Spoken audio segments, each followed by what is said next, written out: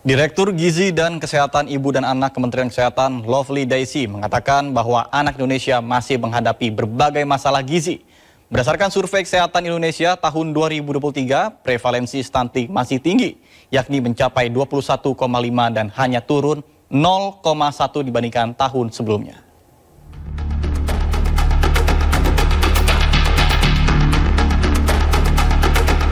Direktur Gizi dan Kesehatan Ibu dan Anak Kementerian Kesehatan, Lovely Daisy menekankan, pihaknya berupaya mencegah stunting pada balita melalui intervensi spesifik yang menyasar remaja putri, ibu hamil, bayi, dan balita. Kemenkes mencatat balita dengan wasting atau gizi kurang dan gizi buruk meningkat dari 7,7% menjadi 8,5%. Di sisi lain, kelebihan berat badan pada balita meningkat dari 3,5% menjadi 4,2%.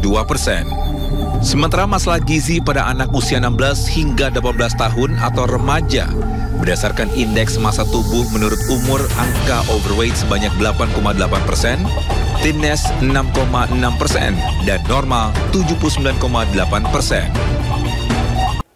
Pemirsa, 23 Juli menjadi momen penting untuk merenungkan masalah stunting di Indonesia. Bahkan sampai dengan saat ini stunting masih menjadi masalah serius pada anak di Indonesia. Dan salah satu sumber masalah stunting adalah gizi buruk pada ibu dan juga anak. Lantas, faktor apa saja yang mempengaruhi gizi anak Indonesia? Dan untuk membahasnya, kita telah terhubung dengan Zoom bersama dengan Direktur Gizi dan Kesehatan Ibu dan Anak Kementerian Kesehatan, yakni ada Dr. Lovely Daisy. Baik, selamat siang. Apa kabar, Bu? Selamat siang, baik. Baik, Ibu, anak Indonesia ini masih menghadapi berbagai masalah gizi. Dan apa upaya pemerintah untuk gizi anak Indonesia agar lebih baik lagi? Silakan, Bu. Ya, makasih. Jadi masalah gizi tadi sudah disampaikan ya, kita ada masalah kekurangan gizi, bahkan juga kelebihan gizi. Nah, upaya yang kita lakukan, terutama masalah yang sekarang kita hadapi untuk kekurangan gizi dan juga stunting, adalah mencegah supaya tidak terjadi stunting. Nah, ini kita mulai tadi sejak dari remaja, karena remaja ini adalah calon ibu, kemudian ibu hamil. Ibu hamil yang kita lakukan adalah yang pertama pemeriksaan kehamilan itu minimal harus 6 kali. Jadi untuk melihat kondisi kesehatan ibunya sendiri dan juga untuk melihat janin yang ada di dalam kandungannya. Nah, kalau ibu hamil ini dengan kurang energi kronis atau kurang gizi, atau ibu hamil ini dengan anemia, tentu ini akan melahirkan bayi yang tidak sehat. Jadi intervensi yang kita lakukan adalah mengatasi kekurangan nutrisi pada ibu hamil, salah satunya dengan pemberian makanan tambahan pada ibu hamil yang CAG ini, kurang energi kronis ini. Kemudian juga penanganan anemia pada ibu hamil. Nah, kemudian pada balita kita juga menemukan banyak balita yang kekurangan gizi, yang kalau kita tidak tangani lama-lama balita ini akan menjadi stunting. Jadi kita akan fokus pada upaya pencegahan stunting. Nah, upaya yang kita lakukan, yang pertama tentu saja sampai usia 6 bulan, kita pastikan balita itu mendapatkan makanan yang terbaik, yaitu ASI. Nah, mulai usia 6 bulan harus ada makanan tambahan, makanan pendamping ASI. Jadi bukan ASI saja, mulai usia 6 bulan, ASI yang tetap dilanjutkan.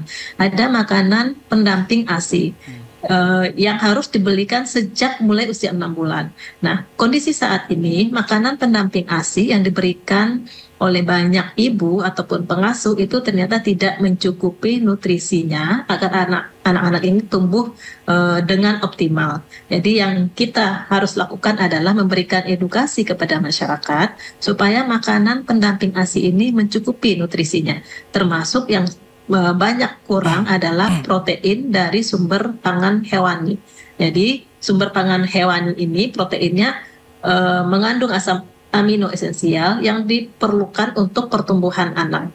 Jadi kita berupaya untuk menyampaikan ke semua ibu dan juga pengasuh mulai usia 6 bulan makanan pendamping ASI harus mengandung protein hewani supaya anak-anak ini dapat tumbuh dengan baik. Jadi tidak terjadi gangguan nutrisi sehingga lama-lama menjadi stunting. Jadi itu yang kita harapkan, kita akan fokus ke upaya pencegahan. Karena kalau sudah stunting itu sudah terlambat. Dan stunting itu terjadinya tidak tiba-tiba. Jadi kekurangan gizi dalam waktu lama, sejak dalam kandungan, bisa lahirnya sudah tidak baik, atau sejak dari bayi baru lahir, kemudian sampai usia 6 bulan sampai 23 bulan itu terjadi kekurangan gizi yang lama-lama ini akan menjadi stunting. Jadi ini yang harus kita putus, jangan sampai terjadi kekurangan gizi. Makanya kita melakukan deteksi secara lebih dini, menemukan ibu-ibu hamil dengan kekurangan gizi, dengan anemia, kurang darah,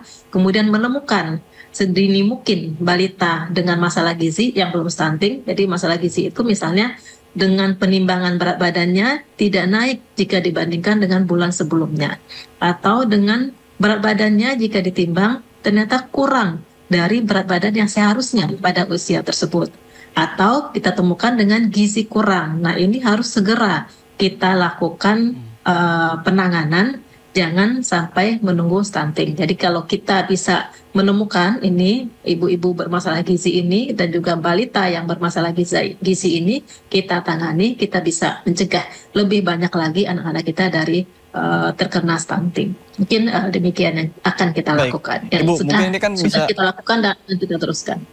Baik, Ibu, mungkin ini kan jadi budaya juga nih. Kalau orang Indonesia ini kan dibandingkan dengan budaya luar negeri yang mana apabila orang-orang luar negeri ini kebanyakan hampir 60 bahkan 70% itu adalah mengkonsumsi daging-dagingan atau protein hewani. Sementara 30% atau 40% ini adalah karbohidrat. Nah, sebaliknya di Indonesia sendiri ini lebih banyak karbohidrat dibandingkan dengan protein. Apakah ini juga yang menjadi salah satu permasalahan yang menjadikan banyaknya kasus stunting di Indonesia? Ya, seperti tadi saya sampaikan, anak-anak kita banyak yang kekurangan protein hewani.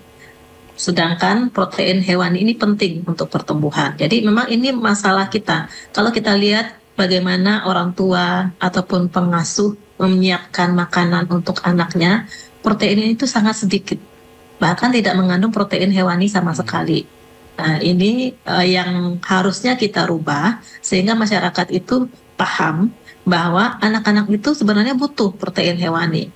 Jangan sampai anak-anak tidak boleh makan telur, tidak boleh makan ikan, padahal itu sangat bagus untuk pertumbuhannya. Dia harus diberikan protein hewan ini, harus ada setiap makan, setiap hari itu harus ada dimakan oleh anak karena mereka membutuhkan itu untuk pertumbuhannya. Jadi ini harus yang kita rubah supaya orang tua memberikan makanan jangan hanya anaknya yang penting kenyang, tetapi komposisi makanannya itu harus beragam. Harus beragam itu di samping nanti ada karbohidratnya, juga harus ada lemak, harus ada protein, terutama jangan lupa protein hewani, juga ada sayurannya. Jadi ini harus lengkap ragamnya, karena tidak ada satu jenis makanan pun yang mengandung lengkap vitamin dan mineral. Padahal kita butuh berbagai macam vitamin dan mineral. Makanya makanan untuk balita usia 6-23 bulan itu kita harus memastikan makanannya beragam yang dimakan, dan salah satunya harus ada tadi protein hewaninya. Ya, mungkin itu. Baik, Bu. Kemudian kalau untuk sarapan ini kan menjadi kendala juga nih. Anak Indonesia rata-rata ada temuan 65% anak sekolah di Indonesia ini tidak sarapan. Mungkin apakah ini menjadi salah satu faktor juga? Tanggapan Anda seperti apa? Nah, anak sekolah, kalau untuk anak sekolah memang banyak yang tidak sarapan atau sarapan tapi tidak mencukupi. Padahal sarapan itu kan harus memenuhi kebutuhan sekitar 25% dari kebutuhan sehari. Nah, kalau tidak sarapan, tentu dari pagi sampai siang anak-anak itu di sekolah menerima pelajaran sekolah ini tidak akan bisa konsentrasi dengan baik karena tidak ada sarapan tadi. Nah, anak-anak ini nanti ke depan itu kan akan menjadi calon ibu. Tetapi saat ini anak itu butuh nutrisi untuk mereka bisa berprestasi di sekolah, bisa konsentrasi untuk menerima pelajaran. Jadi nutrisi untuk anak ini juga harus diperhatikan. Yang pertama untuknya saat ini, untuk kebutuhannya saat ini. Karena kalau kita lihat remaja kita itu masih banyak yang anemia kurang darah ya. Dan anemia pada remaja kita itu sebagian besar disebabkan oleh kekurangan zat besi yang tidak cukup dari makanannya. Jadi di samping masih ada yang kurus, yang berat badannya normal pun ternyata juga banyak yang anemia. Jadi kita kekurangan zat gizi itu ada kekurangan zat gizi makro yang kita sebut itu dengan protein, karbohidrat, kemudian lemak, tapi juga ada kekurangan zat gizi mikro. Zat gizi mikro ini terdiri dari vitamin dan mineral. Vitamin kan banyak yang macamnya A, B, C, D, dan E, dan sebagainya. Kemudian mineral juga banyak, salah satunya adalah zat besi. Nah, mineral yang beragam ini yang sebenarnya dibutuhkan oleh tubuh kita. Jadi kalau kita kekurangan nutrisi ini juga akan berdampak anak-anaknya anemia. Kalau remaja putri nanti menjadi calon ibu anemia, hamil semakin anemia, dan nanti juga akan berdampak kepada janin yang akan dilahirkannya. Jadi itu prosesnya seperti itu dari remaja kemudian menjadi calon ibu hamil dan akan melahirkan anak yang tentu akan tergantung kepada kesehatan dari ibunya. Jadi lingkarannya ini harus kita putus supaya nutrisi kita masyarakat kita itu semua terpenuhi, mulai dari ibu hamil, bayi, balita sampai kepada remaja. Baik, Ibu terima kasih banyak atas informasi dan waktunya yang sebelumnya sudah meluangkan waktu untuk berdialog bersama kami di Sindo Siang. Selamat siang dan juga salam sehat.